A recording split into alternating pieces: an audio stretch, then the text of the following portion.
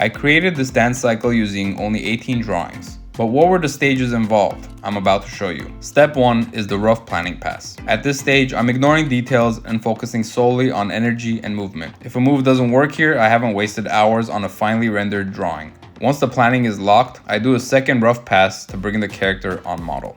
Then, the real secret. I break the character into layers. I start with the hips. They're the engine driving the action. With the hips nailed down, I can play the torso off the movement and slowly move up the rest of the body. Once the ego was done, I decided he needed a partner. I went through that same exact process to create a dancing lioness with her own unique dance cycle, ready for what I plan to do next. At this point, the animation was done, but the characters looked flat. I used a technique from a Tonico Pantoja tutorial to add rim lighting and color grading in After Effects.